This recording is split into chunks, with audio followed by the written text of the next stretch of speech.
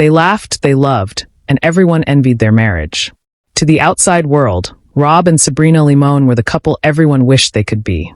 But one August afternoon in 2014, Rob would be found bleeding on the ground, his life stolen in cold blood. And the truth? It revealed a world of betrayal, obsession, and a so-called perfect couple, who were anything but. Before we dive in, make sure you subscribe button because the story you're about to hear is one of the darkest we've ever covered. Rob and Sabrina Limon seemed like they had it all.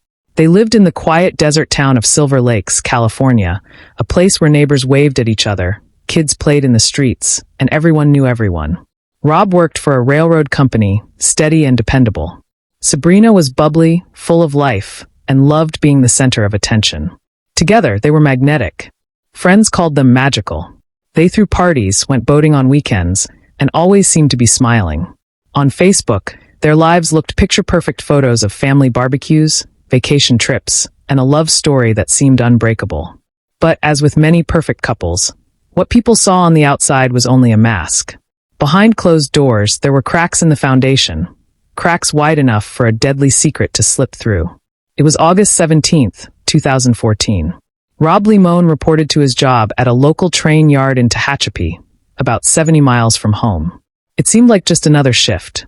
But that afternoon, panic erupted when coworkers found Rob lying on the ground, bleeding heavily. He had been shot multiple times. Emergency responders rushed to the scene, but it was too late. Rob Limon was dead at just 38 years old. The small community was shaken. Who could possibly want Rob dead? He wasn't in trouble with anyone, didn't have shady business dealings, and was loved by nearly everyone who knew him. At the memorial, Sabrina broke down in tears. She spoke of Rob as her soulmate, the man who made her life worth living. To friends and neighbors, she looked like a grieving widow. But detectives weren't convinced. Something about her didn't sit right. And soon, they discovered that behind the mask of the grieving wife was a tangled web of betrayal. If you love crime stories, hit the subscribe button so you don't miss the next case. Detectives began looking deeper into Rob and Sabrina's marriage. What they found shocked even their closest friends. The so-called perfect couple wasn't monogamous. Rob and Sabrina were part of an open marriage lifestyle. Swinging, parties, and affairs were not unusual in their world. But even within that arrangement, Sabrina had crossed a line. She was having a secret affair with a man named Jonathan Hearn, a firefighter 10 years younger than her. Jonathan wasn't just a fling. He was obsessed.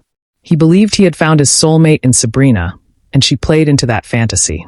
Phone records showed thousands of text messages, many of them filled with talk of a future together without Rob in the picture. And then came the most chilling part, conversations about killing Rob. Jonathan Hearn wasn't just any man.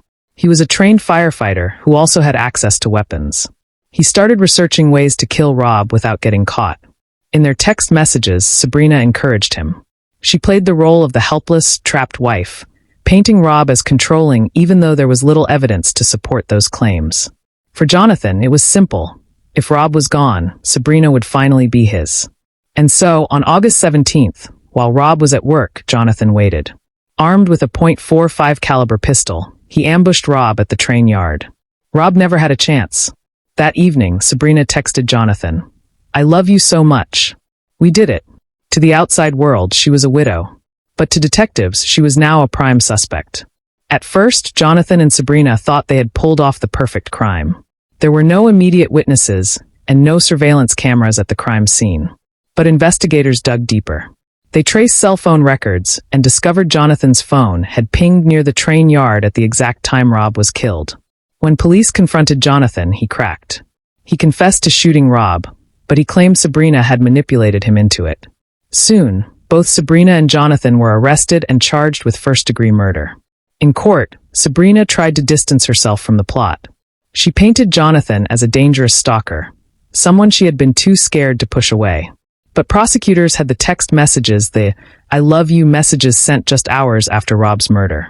They had weeks of conversations filled with planning, code words, and fantasies about a life together. The jury didn't buy her defense. In 2017, Sabrina Limon was found guilty of first-degree murder, conspiracy to commit murder, and accessory after the fact.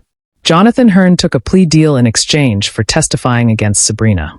He admitted to pulling the trigger and was sentenced to 25 years to life in prison. Sabrina received 25 years to life as well. The news stunned their small desert community. For years, people had looked at Rob and Sabrina as an example of love and marriage. They threw the best parties, lived life on their own terms, and seemed inseparable. But in the end, that perfect couple image was nothing but an illusion. Behind the laughter, there were lies, manipulation, and a deadly obsession that ended in blood. Rob Limon lost his life because the person he trusted most, his wife, wanted freedom at any cost. Like this case. We've got dozens more just as shocking. Hit subscribe and dive deeper with us. The story of Rob and Sabrina Limon is a haunting reminder that appearances can be deceiving. The people we envy the most, the ones we believe have it all together, may be living a life built on secrets. And in this case, those secrets didn't just destroy a marriage. They ended a life, tore apart a family, and proved once again that even perfect couples can hide the darkest truths.